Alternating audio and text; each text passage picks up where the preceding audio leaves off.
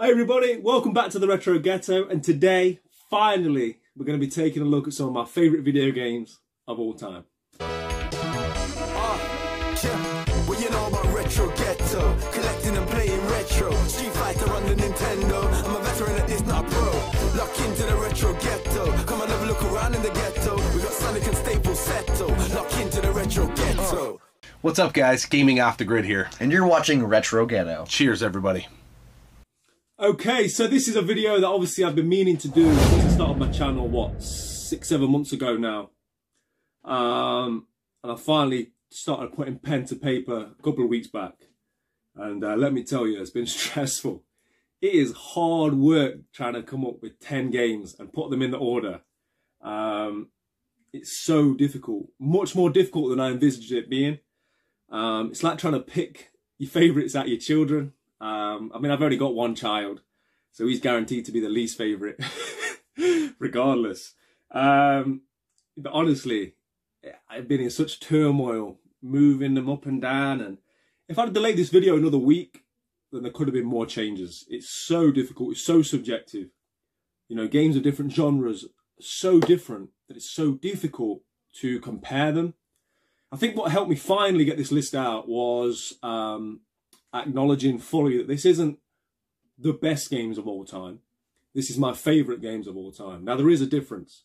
You know, anybody could argue, oh, but this game is 100 hours and it's beautiful and it's in depth and the graphics are stunning and blah, blah, blah. Whereas this game's just a generic sports title or a 2-hour platformer. I've tried to alleviate all that. I'm not being a snob. I'm not thinking about being a video game purist. I'm not here to show off to anybody about how vast my knowledge is and how much I appreciate and understand video games. I've just tried to set everything aside, listen solely to my heart and Michael Jordan.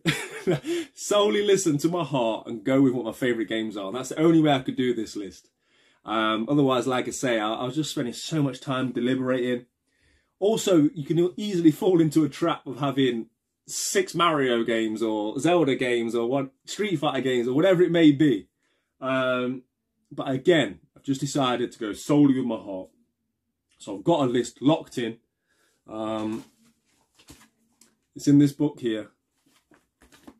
It is going to be over a couple of videos, guys, simply because I've got so much to say and I've got a lot of honourable mentions. There's a lot of games here that deserve to be on this list. So I just want to give them a little bit of time as well.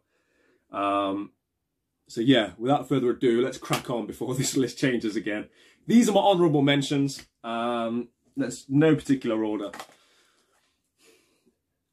Thunder Force 4. This is the game that made me fall in love with the genre. I've never been into shmups really, shoot 'em ups, whatever you want to call them. It was never my thing growing up. But then this game changed that. I fell in love with the genre. Because of this, I've bought 5, 6, 7 shmups since then.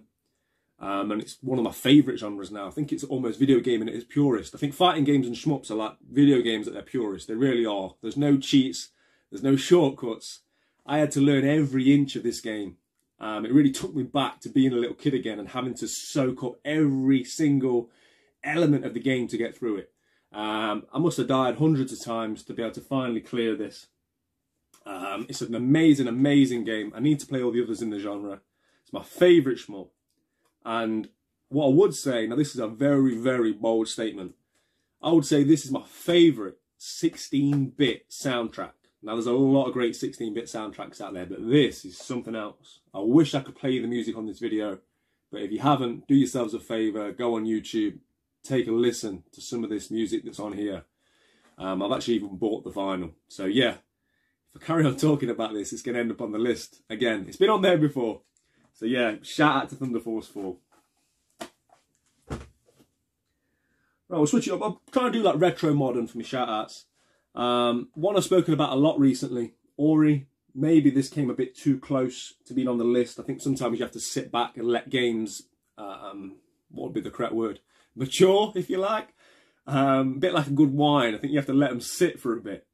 You can't just go whacking things on the list because there's always that like, you know, that immediate love for something that you really enjoy. But I think over time, you have like a greater understanding of it. This was a fantastic game. It would be worthy of being on the list, to be honest, because there's not really much comparable. It's so unique. It's so beautiful.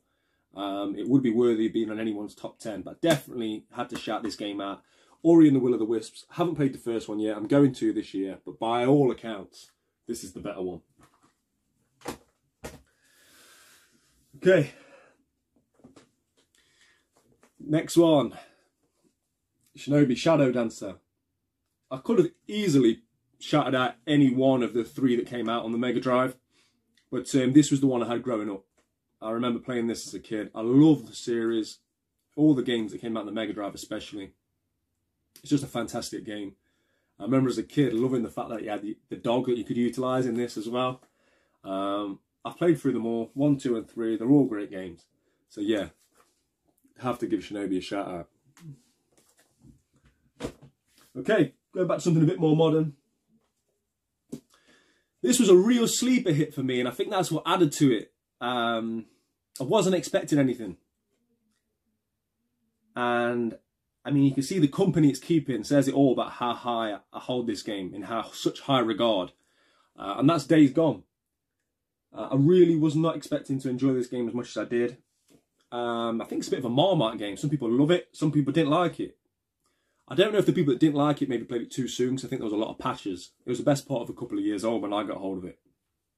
But the biggest thing I can say about this game, of why I feel the need to give it a shout out, is that I can't remember many AAA open world big titles that when I'd finished it, I wanted more. That's very rare for me. Usually I'm ready to hang up my controller, as it were. You know, I've done it, I enjoyed it, but I'm glad it's over. But with this, I could have played more. It's a fantastic game, and I think it definitely deserves its shout out. Underrated, that one. Underrated. Okay, this one I think many people will probably be surprised it isn't in the list. But we'll get to all that. I don't want to give too many spoilers away. But I've got to give a big shout out. Grand Theft Auto San Andreas. What can I say about this game? It's just, the story was fantastic. The characters, some of the best characters ever in video gaming history. The music was great. I've got the standees on my wall. They're some of my favourite pieces in my game room. But yeah, we'll talk about this series maybe a little bit later on in one of these videos. But yeah, Grand Theft Auto San Andreas, definitely worthy of being in the top 10, but it's so hard to pick them. Okay, this one, this was never going to be in my top 10, but I wanted to give it a shout out, just simply because what the developers have done with this game and how much I enjoyed it, and the fact that I think it was the first one of these sort of games I played. It was the first roguelike game I played, whereby you get a bit further each time. You die and you start again, but you're slightly more powered up than you were before. Those games are 10 a penny now. They've become one of my favourite genres when I look at the likes of Hades and games like that I'm really enjoying playing. But Dead Cells, for me, was the genre-defining title. I absolutely love this. I didn't put it down until I completed it, and it took a lot of playing to get to that point. But what the developers have done, they've continually added to this. Sadly, I don't have the time, and I've got too many games on my backlog to go back and go into games again that I've already completed. But boy, I absolutely love this, and they put so much into it. There's been so much DLC. It's all free. I definitely had to give this game a shout out.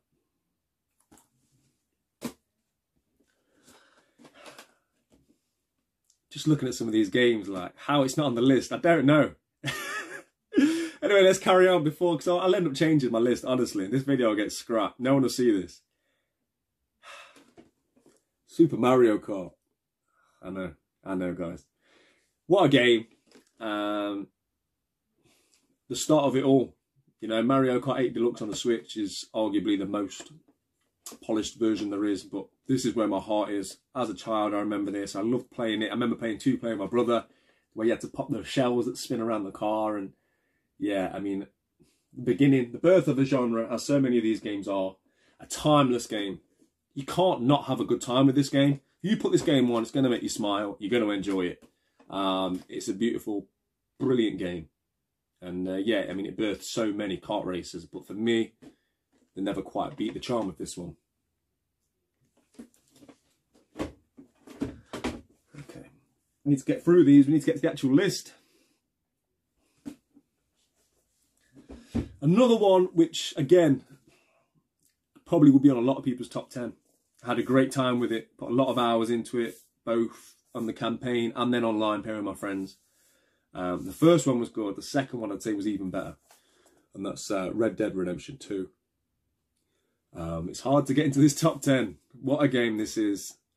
Such a huge... I'd probably say this is the best world ever built in a video game for me personally. It was so vast, so different, but it felt realistic. So much you could do.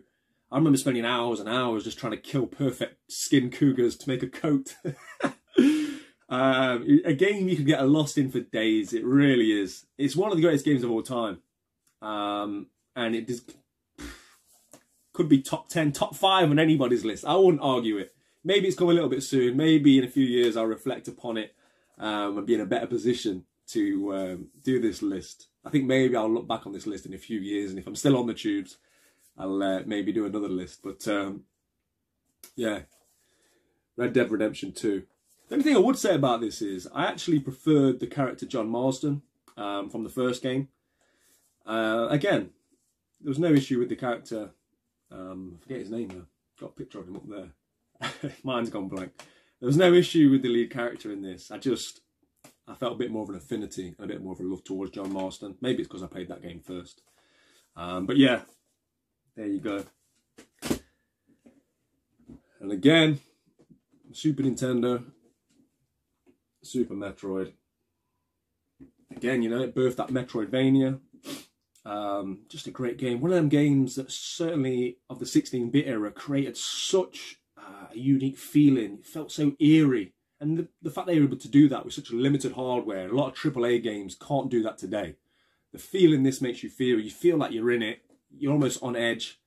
It's a brilliant, brilliant game. Again, birthing of a genre. So many of these games are. There's something about the games that pioneered it for me. But yeah, fantastic game. Great music. It's just a great time. That's the shout outs. Got 2 more games I want to show you before we get into the list. This will be what you'd call the shout outs. These were in the list and they just got dropped out towards the end. Just because, like I say, I had to listen to my heart. There'll be a couple of surprises in the list, I think. But felt like I had to give these an extra shout out. And that is, the first one will be The Last of Us. It's just a beautiful game. It really is. It's like one of the greatest films you've ever seen, but in a video game. I'm going to say that, I've just spoke about Days Gone. I'm not necessarily a zombie guy, I'm not a big horror film guy. It's not really my thing. But the character building, arguably the best character building ever on a video game. I'm struggling to think of better character building right now. The relationship between Joel and Ellie. I'm not going to talk about part 2, but let's just say it's not on this list. But yeah, The Last of Us. I mean, that scene with the giraffe, right? That's like something, it gives you goosebumps, you know, and that's something you remember forever. So yeah, have to give a shout out to this, because this was on the list for a long time. And this game, honestly, if I don't just crack on with it, it's going to go back in the list. So Donkey Kong Country, sorry. I mean, I've just got such nostalgia for this. The graphics were so ahead of the time. The gameplay. And I just remember being a kid, playing this at my grandma's house in front of a little CRT TV with my legs crossed, getting stuck on that flipping minecart level. A lot of people say that Donkey Kong Country 2 is a better game, and maybe it is. But for me, the nostalgia, I didn't have that as a kid. This was the one. I loved it. I've got such good memories of it. I played it a couple of years ago, and again, I could play it any time. If you left me in a room with this, I'd enjoy playing it every year, you know? So yeah, it should be on the list really, but in at 11, Donkey Kong Country. Okay, so let's crack on and start this list before, as I say, I change it again. Okay, so in at number 10, strangely, I don't have a physical game of which to show you for this. So I'm going to show you this. And it's Pac-Man. I've got my arcade machine sitting right there, my arcade one-up machine. Yeah, I mean, it's just timeless, isn't it? This was never not on the list, even though it's number 10. I had to give this game the props it deserves. It's just one of those games I will never, ever, ever get tired of playing, which is why I've got the arcade machine. A lot of people have things to say about arcade one-ups, which is fine. But for me, that never gathers dust. It genuinely doesn't, because I never get bored of playing it. And I only need 5-10 minutes. If I'm like, fellas, you know what it's like. You're trying to get out of the house. Your missus is doing a makeup. Little one's dragging his feet, won't put his shoes on. You're ready. You've been ready. We've only got ourselves to get ready, haven't we, right? And yeah, I'll just come in here and put Pac-Man on. Try and beat my high score. I'm not even that good at it. I just enjoy it. And I'll be forever trying to beat my high score. That reminds me, actually, of a sad story. I went into Costco once. I didn't get mine from Costco. I got it from Smith Toys. But I went to Costco once. And in between buying kilo bags of peanut M&Ms and eating free food, which is the only reason you go to Costco, right? That and the chicken bake on the way out. Yeah. Top tip, get a load of foil. Saves you buying it. Wrap it. I'm digressing. Anyway. So I'm in Costco, and I see that they've got the arcade one-ups and they've got Pac-Man, and it's on play. You can have a go. Try before you buy. The high score on the machine was better than mine. What a slap to the face that was. That somebody walking around Costco had been able to beat my high score that I'd probably sat at home sweating over. But yeah, I mean, that's the beauty of this game. And even though I own the game, even though its simplicity in its finest, when I go to arcades, for example, there's the arcade club in Bury or NQ64 bars, this is always the first game I look for. I know it's going to be there, and it's a beeline to it. Now, there's so many games I've probably never tried. I'm like a moth to a flame with Pac-Man. I really am. I mean, it came out in 1980. It's older than I am by a few years. But as I say, absolutely timeless. I never wavered about putting it on this list. And yeah, the more I talk about it, the more I think I might go and have a game now. Okay, so let's get through it. Number 9. This is probably going to be the biggest surprise on the list of people. Not one that I think you would expect to see on anybody's list. But again, I had to follow my heart with this one. And that is Shaq Fu. it's not Shaq Fu. Poor Shaq Fu. What it genuinely is, and you might think I'm joking about this, but I'm not. Pro Evolution Soccer 3. I had to. Right? Remember all those games I spoke about, the aforementioned games in my shout-out, some of the greatest games of all time. They didn't make it. This did. And the reason why, for me, it's the greatest football game ever made. I'm a big football fan. But it's just more that moment in time. When this game came out, I think I was like 15, 16. I was like in-betweener stage, you know. Finished school, wasn't doing much. And this was life. Do you know what I mean? This was life. Playing this with my mates. All that mattered at that time was who was the champ. And all you had to do to be the champ was win the last game. Okay? It's a bit like, it didn't matter if you went on some Undertaker 30-run unbeaten streak, right? If you came in and won once, if you did a Brock Lesnar on him, you were the champ, okay? And the champ meant everything. You got to sit in the chair. We had a crappy, like, garden chair. It was so uncomfortable. And then there was, like, a halfway comfortable chair. And if you were the champ, you got to sit in that goddamn comfortable chair, right? If you were the champ, you got to spark up the cigarette. And yeah, it just meant everything. Ribbing each other, like I say, all being 15, 16, out of school, not much to do other than playing this game. The banter.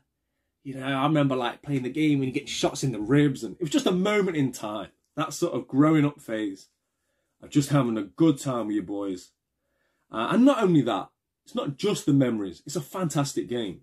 I think football games, they're not for me anymore. I don't even bother. The last one I played was FIFA 17. I put too much time and too much money into it just to get pissed off with the online and all that kind of stuff, and gambling to get good players. You know, before the Ultimate Team, there was Master League on this, right? Do anyone remember the Master League? You start off with a random bunch of players. I still remember some of them now. Costello, Miranda, and a few others. And then you'd work your way through and you'd build up your team. It wasn't like Football Manager. There was no like offering a contract to them saying, nah, I don't want to come to you. If you had enough money or points, you had them. They came into your team.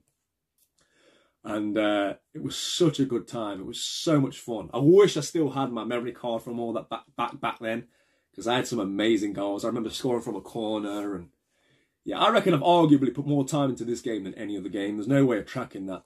But I mean, combined with multiplayer and playing on my own, God, this was like the only game I used to play. This just sat in the PS2 like forever. I think I had about 3 memory cards like with goals and stuff on them. I absolutely loved it. It was just arcade, pick up and play. You press triangle, through ball was perfect. Like just into striker's path. L1 and triangle, the chip through ball into the striker's path. It was so satisfying, and it still is. When I had my PlayStation 2 kiosk recently, I had a few games with my friends, and it's still as much fun today. And it's proof you don't need all this bells and whistles and licenses that you get with the FIFA games nowadays. I mean, I don't even think this had real names and real kits and real badges for the majority of the teams. I used to enjoy the editing side of it. You used to be able to edit it yourself. I remember making the Arsenal badge and the kit and making the badge exact to the pixels. I had too much time on my hands back then. And modifying and editing all the players' names. And yeah, it just, like I say, this for me, it's a moment in time, and it's the best football game ever made. A surprise for some, but for me, it had to be on the list, and that's Pro Evolution Soccer 3. Okay, so in at number 8, Grand Theft Auto Vice City. This game just makes me smile just thinking about it. I had to give an honourable mention to San Andreas before I started this, but for me, this will always be my favourite Grand Theft Auto game.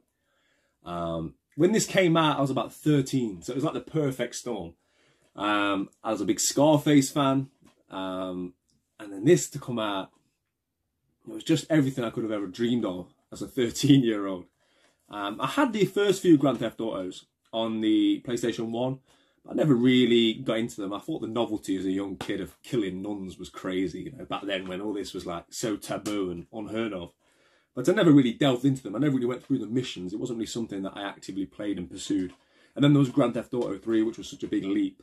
But as I say, it was the perfect storm. I was 13 years old. I was a big Scarface fan. And Grand Theft Auto Vice City came out. And playing through this with Tommy Vercetti, everything about it, the music, gosh, the music's unreal. Fully licensed music, changing the radio station. A big hip-hop fan, but also I love my old school. To this day, Luther Vandross, Never Too Much, is one of my favourite songs. And it's courtesy of this game. All the other songs that are featured on this and Scarface, She's on Fire, all that, excuse my voice. God, there's so much charm about this game, and I need a remake. I really do. I tried to play it recently, and I played a few hours, and again, I smiled the whole time it was on. But it's so difficult to control now. Going back to PlayStation 2 era, my eyes are not built for it, and neither are my fingers, because I don't know how I used to play through this game so easily, but I'm spoiled now with modern day controls, I think. But my God, what a game. The characters are fantastic. The voice actors, there's so many people in this game. I put it on and I was like, is that Danny Dyer? It was Danny Dyer. Everybody, I mean, I'm shouting at Danny Dyer like he's this A-list celebrity, right? But it's just the one that springs to mind. Lance. Remember Lance? Flipping out. Them missions. What you want me to do? Mow his lawns? All that. There's so many one-liners and things from this game that I still use today. It comes with a map. But yeah, Vice City. This game will always be my favourite Grand Theft Auto. I mean, as good as the new ones are, 5 is a fantastic game. And arguably a better game. But this is my favourite. This is where my heart is. I absolutely love it. I hope at some point they do a remake. I would love that. Just give us the same again, but updated graphics and updated controls. And yeah. If anybody's got a Grand Theft Auto Vice City standee or any promotional goods, hit me up on Instagram or something, because I need that. I'm lacking in my life. Something like that. But yeah.